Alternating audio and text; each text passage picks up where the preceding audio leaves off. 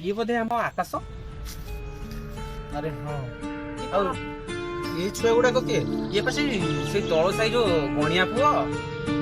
ଆରେ ତାଙ୍କର ତ ନିଚ ଜାତି। ହଁ ପା ଆରେ ଇଏ କଣ ତାଙ୍କ ସହିତ ଖେଳୁଛି? ସବୁବେଳେ ଦେଖୁଛି ସେ ତାଙ୍କ ସହିତ ସାଙ୍ଗ ହଉଛି। ତାଙ୍କ ଘରେ କହିଦେବେ କି? ନା ନା ଆମେ ଫାଷ୍ଟ ତାକୁ ବୁଝେଇବା, ତାପରେ ଯାଇକି ତାଙ୍କ ଘରେ କହିବା। ନହେଲେ ନିଆଁ ପାଣି ବାଛନ୍ତ ସବୁ କିଛି କରିଦବା, ବନ୍ଦ କରିଦବା ହେଲା। ହଁ ଦାଦା ତାହେଲେ ସେଇଆ କରିବା। ଏଥର ଯଦି ଆମ କଥା ନ ମାନିଲା ତାହେଲେ ଗାଁର ନିଆଁ ପାଣି ବାଛୁଛନ୍ତି ସବୁ କରିଦବା। ଠିକ ଅଛି ହଉ ହଉ ଚାଲ ଚାଲ ଯିବା। ଦିଅ, ଚାଲ।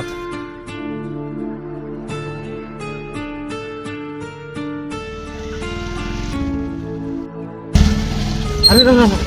କୋଉଠି ଦାଦା? ଆରେ ଦେଖ ଦେଖ ଇଏ ବୋଧେ ଆମ ଆକାଶ।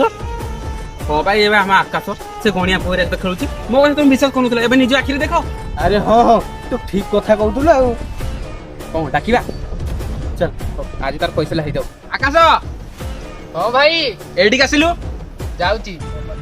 ଆରେ ଆକାଶ ତୋ ଭାଇ ଦେଖିଦେଲା ରେ, କିଛି କହିବନି ତ? ସେ କଣ ପାଇଁ କିଛି କହିବେ?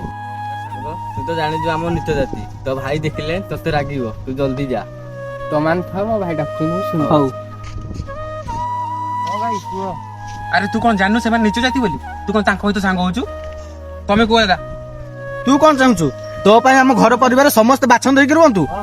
ତତେ କଣ ଜଣା ନାହିଁ ସେମାନେ ନିଚ ଜାତି? ସେମାନଙ୍କୁ ଛୁଇଁଲେ ଆମ ଘର ମାରା ହବ। ତତେ କଣ ଏତିକି ଜଣା ନାହିଁ? ଆରେ ଦେଖରେ ସାଙ୍ଗ, ଆକାଶ ଆମ ପାଇଁ ବୋଲି ତା ଭାଇ କତର କେତେ ଗାଳି ଶୁଣିଲାଣି। ଆରେ ହଁ ସାଙ୍ଗ, ଆମେ ନିଚ ଜାତି ହେଲୁ ବୋଲି କଣ ଆମର ମାନ ସମ୍ମାନ କିଛି ନାହିଁ? ସାଙ୍ଗ ତୁ ଠିକ କହିଲୁ, ଚାଲ ଯିବା ଚାଲ। ଚାଲ ଯିବା। ଚାଲ।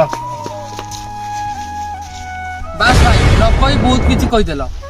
ଏମାନେ ଛୋଟ ଜାତି ହେଲେ ବୋଲି କଣ ଏମାନଙ୍କର ଇଜ୍ଜତ ନାହିଁ? ଜାତି ଧର୍ମ ଦେଖୁଛ, ସ୍ୱୟଂ ଭଗବାନ ଯିଏ ଆମକୁ ଗଢିଛନ୍ତି ସେ ତ ଜାତି ଧର୍ମ ଦେଖୁନାହାନ୍ତି। ଆମେ ତ ସାମାନ୍ୟ ମଣିଷ। ଦୁନିଆ କୋଉଠୁ ଯାଇ କୋଉଠି ହେଲାଣି, ଆମେ ଏବେ ବି ସେ ଜାତି ଧର୍ମ ଦେଖୁଛନ୍ତି?